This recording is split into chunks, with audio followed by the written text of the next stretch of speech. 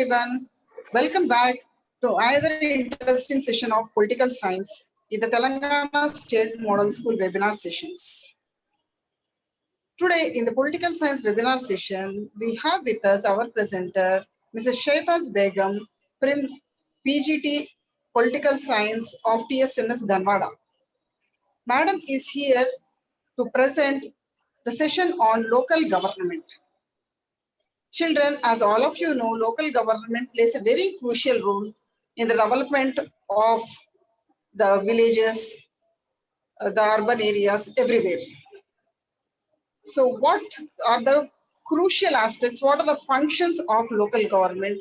What are the various other aspects involved in the local administration? Madam will be dealing today. Welcome, madam. Yeah. Thank you, Good madam. morning, madam. Good morning, madam. Please take over. Yes, thank you for the introduction, madam. Yes. Good morning, viewers. This is Mrs. Shaitas Begum, PGT Political Science from TSMS Dhanwada, Narayanpet district. I welcome you all again for a very interesting and informative session indeed of political science for senior intermediate chapter 6 local government. Now this session is very important because not only as a student of political science, but all of us as a citizen, we should be aware of what type of administration is going on in our country. We should be aware of the policies and different developmental programs which are taken care after by the government, so that our active participation is given. And the role of citizen is very crucial here for the development of the country. The active participation of the citizen is very much needed. So in this session, we are going to discuss the role of local government. What is its role? How it is going to evolve in different stages, and how it is going to help in the complete overall development of the villages, and how it tackles problem from the grassroots levels. So let us start the session without any delay, students. So before we start this, let us first have a brief discussion on what is local government. Now we all know what is government, isn't it, children? Government is the machinery through which the people's will is taken care of, through which the people's will is executed, implemented. It is a machinery. So here, what is local government? We know that India is a federal polity which has two governments, central government and state government. Now, this local government is just below the jurisdiction of the state government, that is called local government. Now if we have to define this local government, we can say that it refers to the government jurisdiction below the state government, that is local government. Now why do we need local government? We need local government to tackle the issues from the grassroots levels.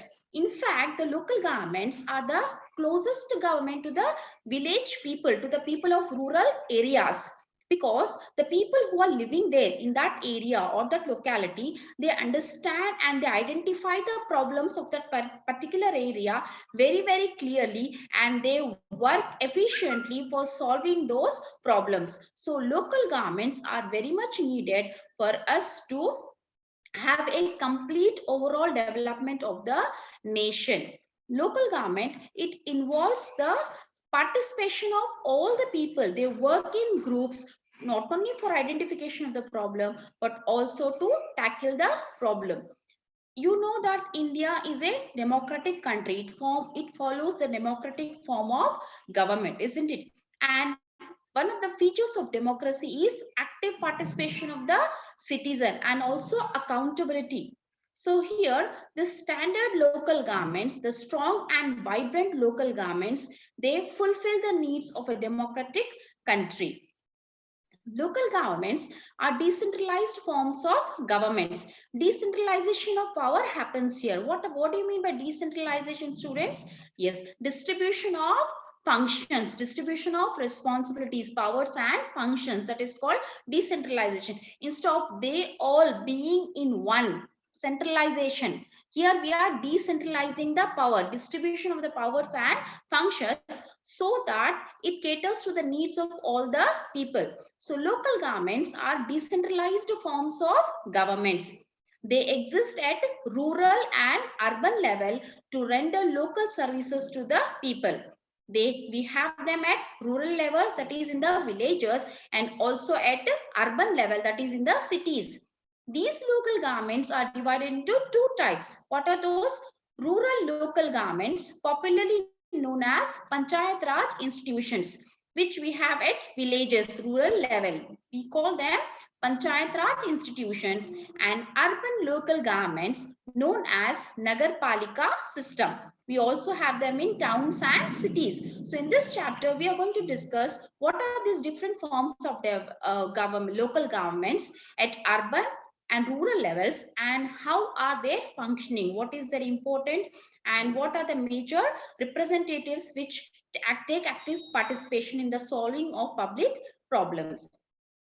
In 1882, the then Viceroy of India, Lord Ripon, he is known as the father of local self-government because he passed resolution of local self-government which laid the democratic forms of municipal governance in India. So the then Viceroy of India, Lord Ripon, is called the father of local self-government because he passed two laws related to local self-government in India. Now let us see the evolution of local government, how it has been evolved in history. What is its origin? In 1882, Lord Ripon, the then Viceroy of India, took the initiative to form elected local government body. They felt the need that the local problems need to be addressed by people who lives there so that they can understand the problems and deal with the issues very, very carefully. So following the Government of India Act 1919, there were three different acts, Government of India Acts. In your syllabus, you have them. And we have also completed a session on these three acts, Government of India Act 1919, Government of India Act 1935 as well. These are the two important acts which were established. So according to the Government of India Act 1919, village panchayats were established in many provinces and trend continued after the Government of India Act 1935. So according to this, after the establishment of Government of India Act 1990, village panchayats were established at provinces when India was still under the British rules. When constitution was prepared, the subject of local government was assigned to the states, and it was one of the provisions of the directive principles of state policy. So when constitution was prepared, our framers of the Indian constitution, though they have not given much importance to the local self-governments, but they have assigned one of the important articles, that is Article 40, to the directive principles of state policy, in which very clearly they have mentioned about the establishment of local self-governments in Indian states. So let us see according to which amendment, according to which acts we have got this local self-government. So here you have to remember, we got them after the 73rd and 74th Amendment Acts. After the 73rd and 74th Constitutional Amendment Acts, which are passed in 1992 of the Indian Constitution, it deals with the local self-governments in India. So remember, 73rd and 74th Constitutional Amendment Acts of 1992, they brought us local self-governments. The 73rd Constitutional Amendment Act deals with the rural local government, which is also known as Panchayat Raj institutions, PRI short form. So the 73rd Constitutional Amendment, it deals with Panchayat Raj institutions, that means the local self-government in rural areas, in villages. And the 74th Constitutional Amendment Act made provisions for urban local government, that is towns and cities, and also known as Nagar Palikas or municipal bodies. So you have to remember, students, 73rd Constitutional Amendment Act It laid foundation for Panchayat Raj institutions in India, and 74th Constitutional Amendment Act, it brought Nagar Palikas or municipal bodies to Indian Constitution, that is urban local governments. Both these amendments came into force in 1993. Both these amendments, that is 73rd and 74th Amendment Acts, they came into force in 1993. So both amendments can be called as the milestones in the democratic India. So now here you can see this is the structure of local government at rural level and at urban level. Rural level, that is villages, Panchayat Raj institutions was created after the 73rd Amendment Act. 73rd Amendment Act, it gave us the establishment and formation of Panchayat Raj institution, and it also gave us the structure, composition and powers of Panchayat Raj, that is related to rural areas, villages of India, Indian states. Then urban local government, 74th Amendment Act, it gave us the establishment of municipalities as urban local government. And the 74th Amendment Act contains structure, position, composition, powers and functions of the urban local government, that is at towns and cities. So these two were revived and reviewed by various committees and acts. So these things we are going to discuss now. Now here we have discussed what is local self-government. Now let us discuss through this picture what is the importance of local self-government in India. Now here you can see government, here is a mind mapping of the importance of local self-government. It is a government which can reach ordinary people, That means the local people or the people who are living in the villages, it is not easy for them and neither it is accessible for them to reach always the central government or the state government.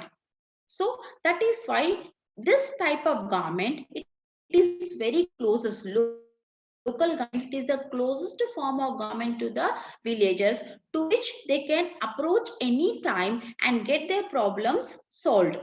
So it is the best government for villages, rural local government, that is Panchayat Raj institutions, lessens the burden of state and central government because it decentralizes the power. Decentralization of power and function is happening here. So because of that, the burden of the central government and as well as the state government gets reduced here. It is not needed by the state government that they need be vigilant always, all the time to trigger or to find out the issues and the problems which are existing even in the villages. So it becomes the functions of the local self-government to identify such problems and to solve them. So it gives less burden to the state government. Provides a foundation for the democratic structure. So here training for the local leadership also is given. People, they actively participate in the elections and also they contest for different local bodies at different levels. So it gives a best training school for leadership. Local people know their problems well and can suggest better solutions because they stay in that area. They are aware of the problems which can be triggered out and they give the best solutions. It encourages self-help and voluntary services and save expenses. Here at local self-government, people work in groups. They work in groups and they work hard for achieving the desired results. The Acts of 1992 added two parts, 9th and 9th A to the Constitution. The Act of 1992, that is Constitutional Act 73rd and 74th Constitutional Amendment Acts, it added two new parts to the Constitution of India, that is Part 9 and Part 9A. And it also added two schedules, students, that is 11th schedule and 12th schedules. The 11th schedule, it contains the list of functional items of panchayat. 11th schedule, it discusses powers, functions and responsibilities of panchayat. And 12th schedule, it discusses the powers, functions of municipalities. 11th schedule and 12th schedule. So you have to remember the constitutional acts, 73rd and 74th constitutional amendment acts of 1992. They have added new parts to the Indian Constitution, Part 9 and 9A, and it also added 2 schedules to the Indian Constitution, that is 11th schedule and 12th schedule. 11th schedule, it discusses panchayats, and 12th schedule, it discusses municipalities. It provides for a 3-tier system of Panchayat Raj in every state, that is at village level, at intermediate and at district levels. So 3 levels of governance: at village, at intermediate or block level also we can call, and district levels. Now you can see here in this picture a very clear description of Indian government, 3 levels: union government, state government and local government. Now you can see here local government, it is divided into 2, rural and urban. Municipality, urban local government; panchayat, rural local government. Now here municipality, what are the different levels? Municipal corporation we have for larger areas, larger cities which have larger areas and which are very developed. Those cities, they establish municipal corporation like Hyderabad and other examples. Municipal council for smaller towns, and Nagar Panchayat, that is the areas which are in transition period, that means which they are trying to come from rural to urban levels, urban stage.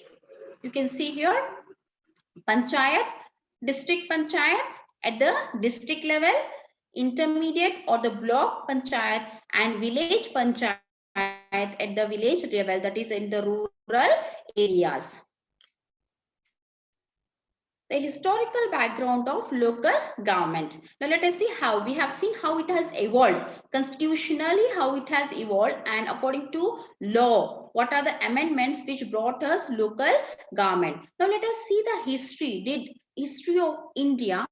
Did we find these local governments in the past also? Yes, the history of Panchayat Raj starts from self-sufficient and self-governing village communities. So local government itself means, what is it? Self-sufficient and self-governing village. They'll govern their village themselves. That is self-governing communities.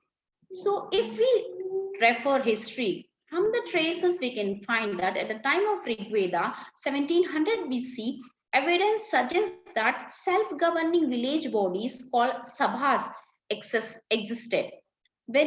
With the passage of time, these bodies became panchayats, that is council of 5 members.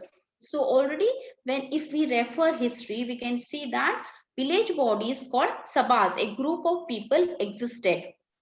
And with the passage of time, this sabhas, they became panchayat, that is a council of 5 people.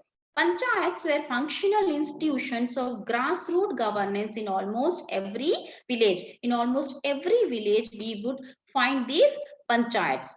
And not only this, institutions of Panchayat Raj, they are not new to India. Now they have been existed in India since ancient times. Now we get many references about the Panchayat Raj from Manusmriti, Mahabharata and also Artha Shastra. So all these references through which we can say that Panchayat Raj is not new to India. It also existed in India from ancient ages. And you can see here there's a picture of sabhas which existed in the past in India, where people would gather, discuss their problems and come to a solution.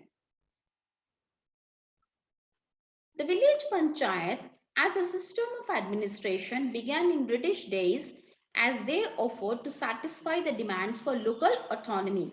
They opened up the governance of the lowest levels to the citizens with the passage of Government of India Act 1935.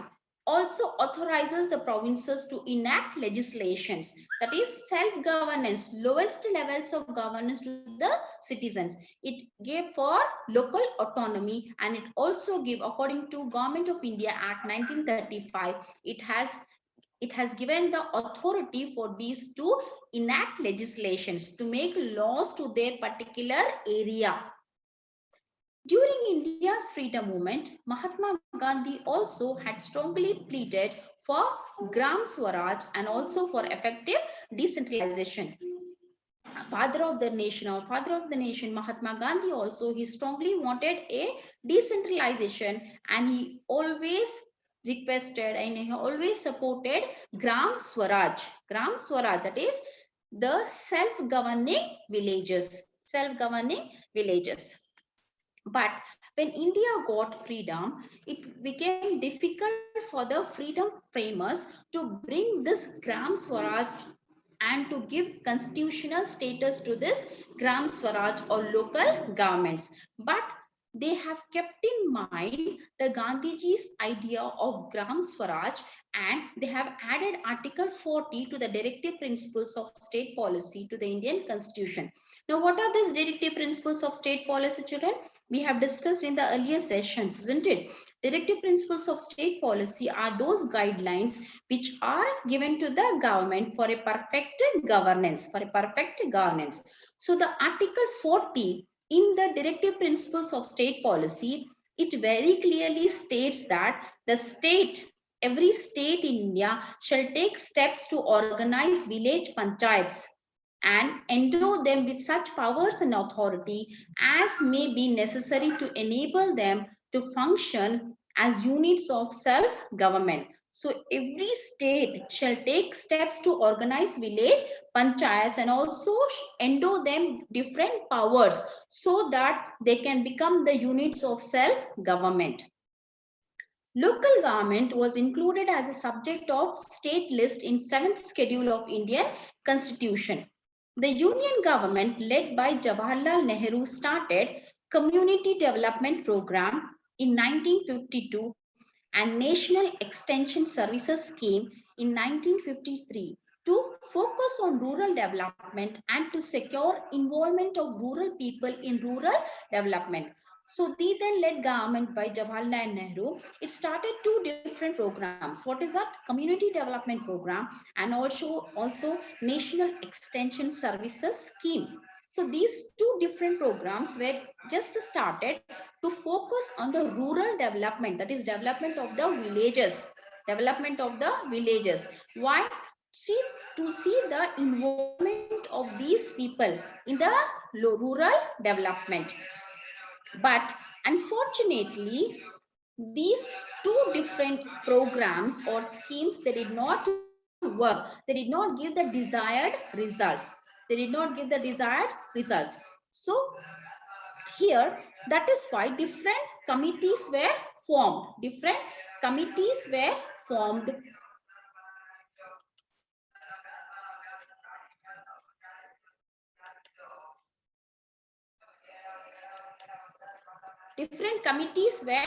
formed.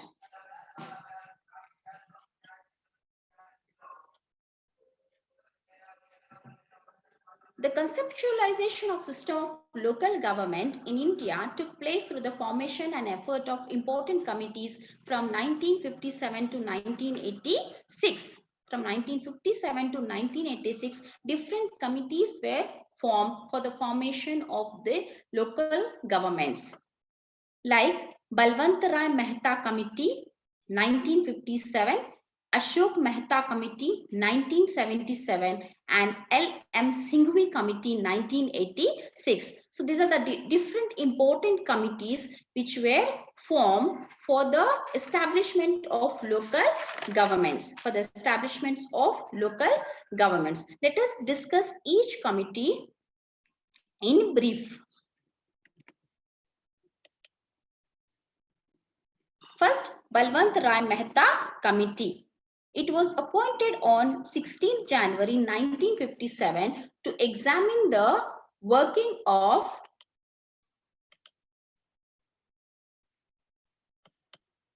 the working of the Community Development Program and the National Extension Service Program. As I told you, the then led Jawaharlal Nehru government, it started two different programs, that is Community Development Program and National Extension Service Scheme. But these did not give the desired results.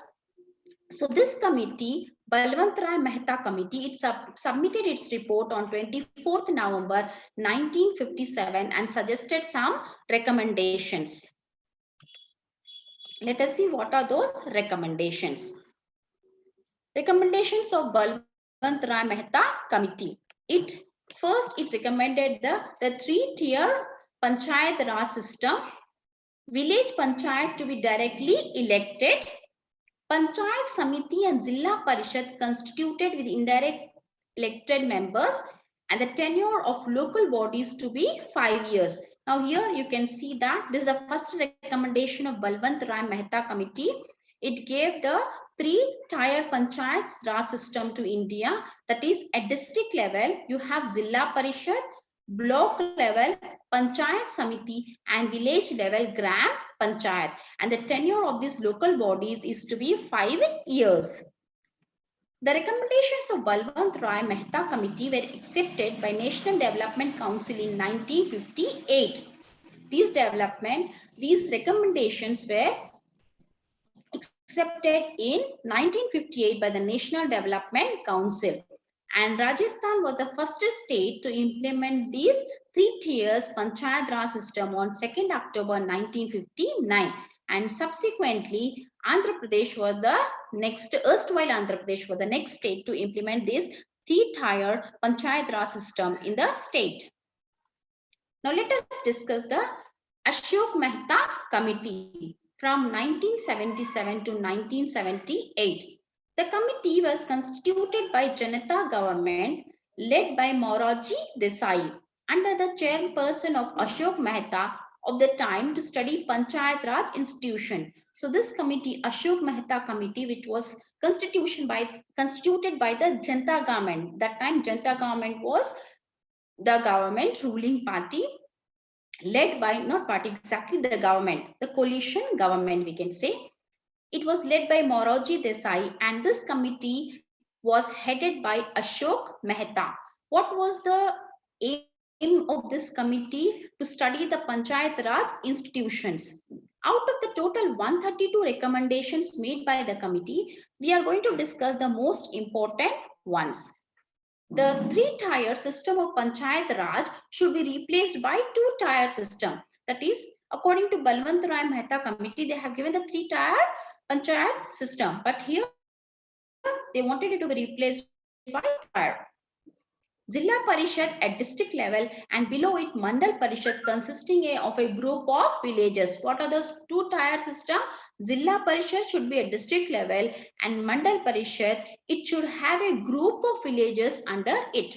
The Zilla Parishad should be the executive body and be made responsible for the planning at district level. The Zilla Parishad should be made the executive body, the head body, and it should be responsible for the planning of the district, and the seats for SC and STs should be reserved on the basis of their population in all the stages of this urban and local bodies. Now the next important committee which we have here is LM Singhvi committee. It was constituted in 1986. The Rajiv Gandhi government appointed a committee on revitalizations of Panchayat Raj institutions for the democracy and development under the chairmanship of LM Singhvi. What are the recommendations? The Panchayat Raj institutions should be constitutionally recognized and protected and preserved. Till then, our constitution lawfully, it did not accept local governments. It was just mentioned in the directive principles of state policy in Article 40 that the state should make all efforts for the establishment of local governments. So according to the first recommendation of LM Singhvi committee, the Panchayat Raj institutions should be constitutionally recognized. It should get the constitutional status. It also suggested some constitutional provisions to ensure regular, free elections to the Panchayat Raj bodies. The recommendations were accepted by the Indian government. It also gave some provisions for regular, free and fair elections. That is without any corruption and malpractice. It was during the Prime Ministership of P.V. Narasimha Rao that the 73rd and 74th Constitutional Amendment Bills were introduced in Parliament in 1991. And these bills were accepted by the Indian Parliament in 1992. Let us discuss Panchayat Raj 73rd Amendment Act. 73rd Amendment Act.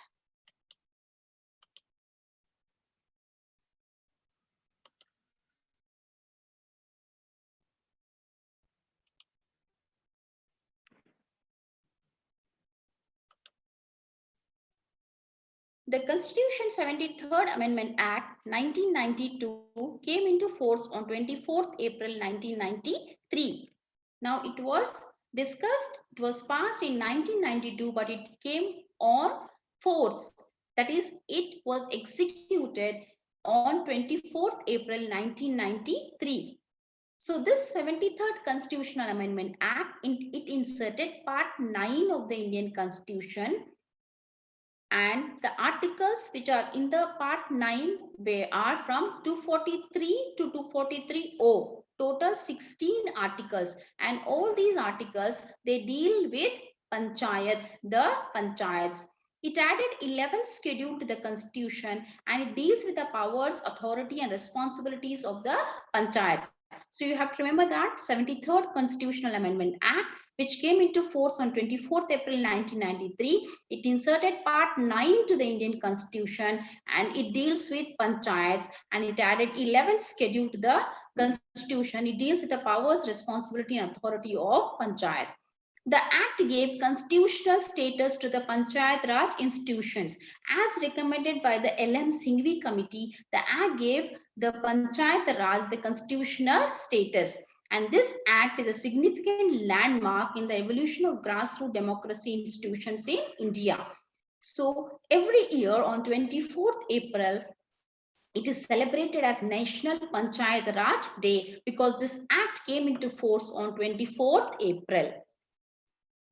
The passing of 73rd Constitution Amendment Act 1992 came into force with effect from 24th April 1993. So the National Panchayat Divas is celebrated every year in India on 24th April.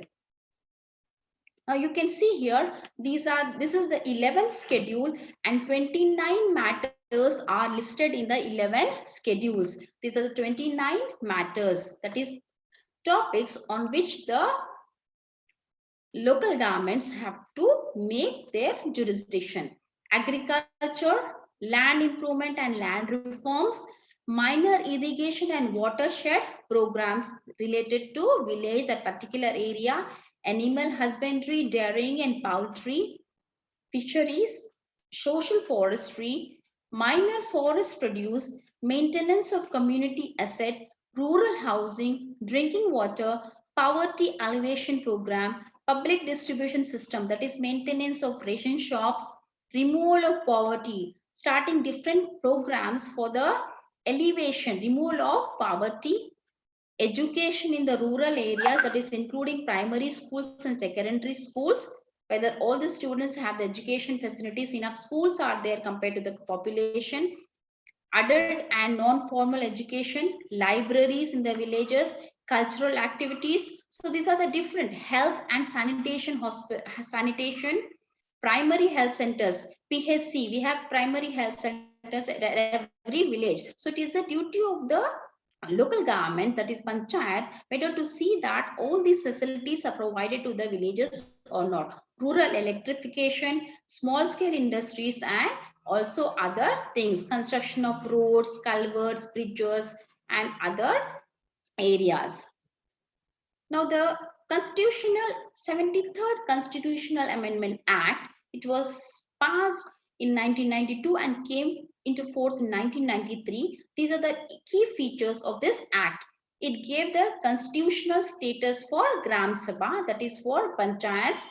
It has given 3-tier panchayat raj system, that is at district level, then you have intermediate level, that is block level, and you have at the village level. The duration of this is 5 years, and based in proportion to the population, you have reservation of seats for scheduled caste, scheduled tribe, and other backward classes, and also women in the every stage of the local bodies, that is for contesting and also for elections. What are the different power and responsibility to function as local self-government? Preparation of plan for social justice and economic development, and implementation of different schemes as listed in the 11th schedule. And this act, it gives a state finance commission, establishment of a state election commission, and special provisions for the scheduled areas. Now, Gram Sabha. What is this Gram Sabha? According to Article 243A, it deals with the Gram Sabha. Every village has to have a Gram Sabha consisting of all registered of a village within the area of panchayat at the village level. Every village should have a Gram Sabha. And the next important feature of this Constitutional Amendment Act is Constitution of Panchayat. The Act envisages a uniform 3-tier system of panchayats at rural level throughout the country. Every stage has 3 different levels, that is at district level, at intermediate level, and also at the village level. And a state having a population of below 20 lakhs may not constitute Panchayat Samiti at block level. You can see here, Gram Panchayat, it is at village level. Block and Panchayat Samiti, that is block level or intermediate level. Zilla Parishad, it is at district level. The Panchayat, what is this Panchayat? How are the members elected? The members of the Panchayat consist of directly or indirectly elected members. Now, who are the members who are directly elected by the people? Ward members, Sarpanch, multi-territorial constituencies, that is MPTC, ZPTC, Zilla Parishad territorial constituencies. These are the members who are directly elected by the people. Deputy Sarpanch, chairpersons, and the deputy chairpersons are elected indirectly by these elected members. Now, reservation of seats. This act provides reservation of seats in panchayat for SC and ST in proportion to their population. And this act also provides 1/3 of seats reserved for women.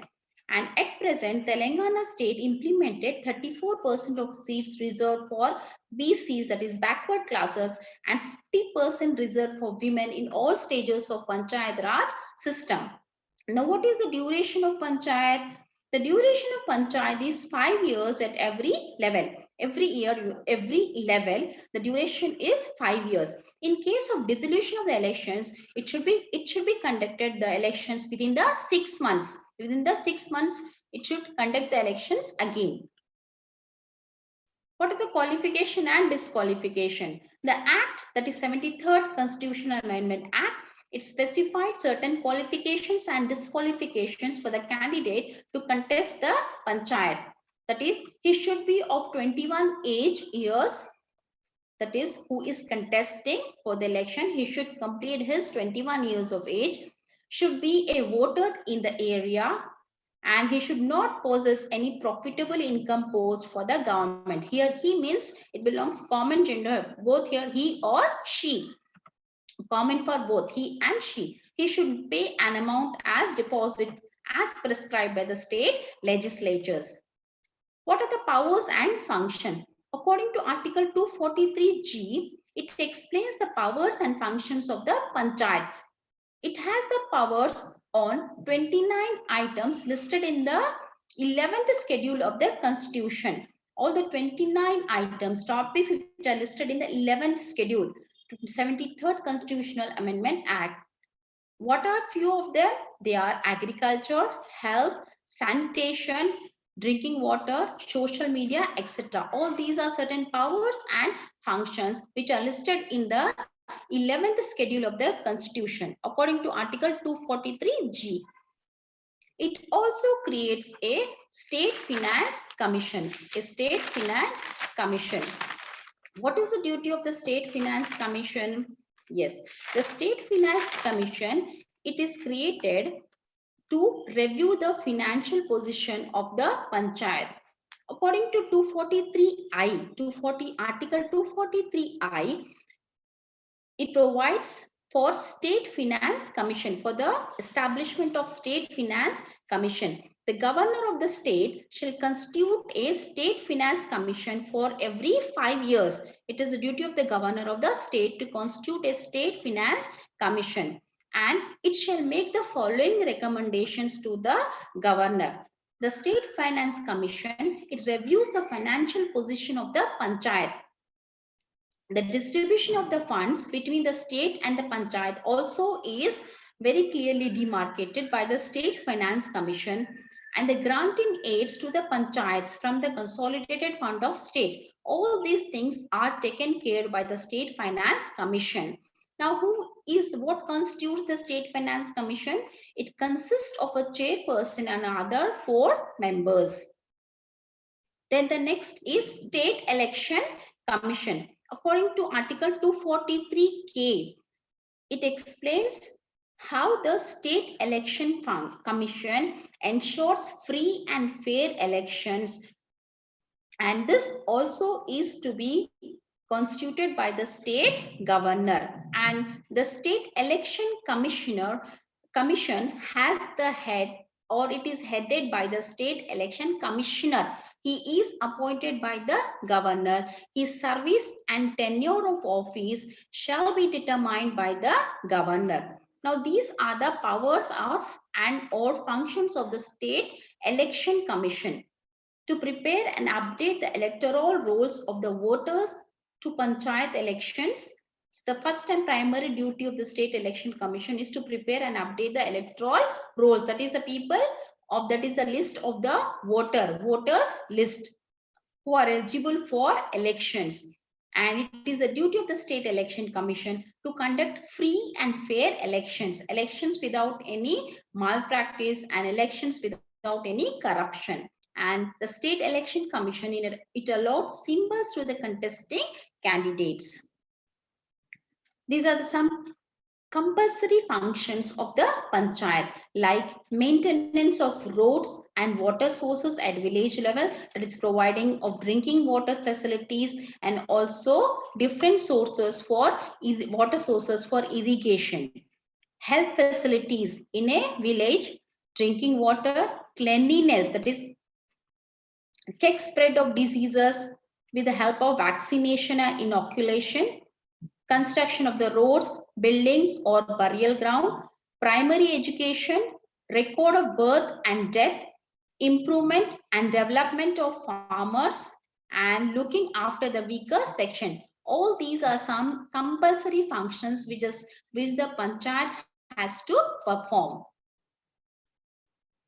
Now let us discuss the 74th Amendment Act, which has brought urban local self-government. The 74th Constitutional Amendment Act 1992 seeks to strengthen the democratic units of self-government at urban level by granting constitutional status to them. It added Part 9A under the municipalities. Remember, it added Part 9A under the title Municipalities, Part 9 under the title The Panchayats. This part consists of 18 articles from Article 243P to Article 243ZG. It added a new schedule, namely 12th schedule to the Constitution, which contains 18 functional items.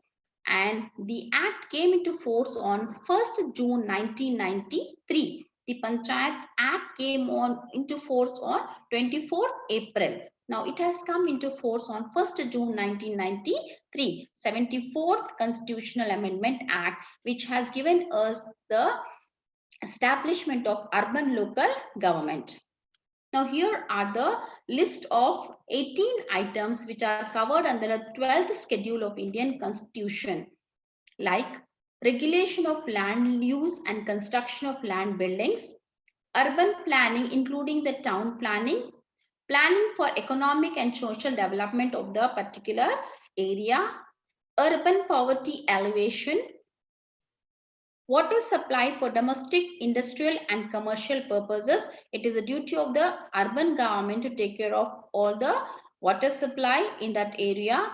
Fire services, public health and sanitation, solid waste management, which is very important, slum improvement and upgradation, safeguarding the interest of the weaker sections of society, including the physically handicapped and unsound, urban forestry, protection of environment, construction of roads and bridges in the urban areas, provision of urban amenities like facilities such as parks, gardens, and playground to the public, that is recreation facilities, promotion of cultural, educational, and aesthetic aspects, burial grounds, cremation and cremation grounds, and electric crematoriums, prevention of cruelty to animals, regulation of slaughterhouses, public amenities like bus stops, parking spaces, and public conveniences, and record of births and deaths. All these are certain items listed in the 12th schedule. 12th schedule. And let us discuss the main provisions of the Act of, that is 74th Constitutional Amendment Act, Constitution of municipalities, composition of municipalities, reservation of seats, duration of municipalities, qualification and disqualifications, powers and functions, State Finance Commission, State Election Commission, and District Planning Committee. Constitution of municipalities. The municipalities were established for the administration of town and smaller cities, for the administration of town and smaller cities. Now, this 74th Constitutional Act provides three kinds of urban local government in every state, like Nagar Panchayat, then municipality in smaller towns, and municipal corporation in for large urban areas. Municipalities. Now, all the members of these urban local bodies shall be elected directly by the people of municipal area. That is, they are elected directly, some directly and some indirectly. People like councillors to Nagar Panchayat, cooperators to municipal corporation are elected directly. Chairperson, vice chairperson, and mayors and deputy mayors should be elected to the members of the urban local bodies. Reservation of seats. This act provides reservation of seats in urban local bodies for SC and ST in proportion to their population. Further, it also provides 1/3 of seats reserved for women. This act also authorizes state legislature to create reservation for backward classes. Duration of municipalities, it is for 5 years at every level. In case of dissolution, election should be conducted within 6 months. Qualifications and disqualification, here again, same as it is prescribed in the 73rd Constitutional Amendment Act for the panchayats. That is, age limit should be completed 21 years of age, should be a registered voter in that particular area, and should not possess any office for income, any office of government for profit or income, and should pay a specified amount as prescribed by the state legislature. Powers and functions. Article 243W explains powers and functions of the urban local bodies. It has, just now what we have discussed in the earlier slide, it has 18 items listed in the 12th schedule. State Finance Commission, according to Article 243I, it constitutes a State Finance Commission for Panchayat Raj. It also revives all the important things related for the municipalities and gives its recommendations to the governor. State Election Commission, according to Article 243K, which is constituted for Panchayat, is also entitled to conduct election for the municipalities. It sees that it conducts free and fair elections for municipalities also, that is without any malpractice or corruption. District Planning Committee.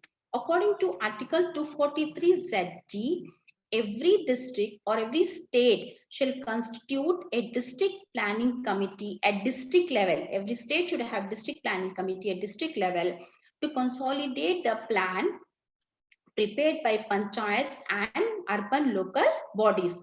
Now, this district planning committee convener is the district collector of that particular district. So in this session, we have discussed the importance of local government, and we have also discussed the origin and the evolution of local governments, how it has come to India, and we have discussed the important amendments, that is 73rd and 74th Constitutional Amendment Acts, which brought us local governments. Thank you very much, students, for your active participation. Hope this session was very informative for you. Thank you. Thank you one and all.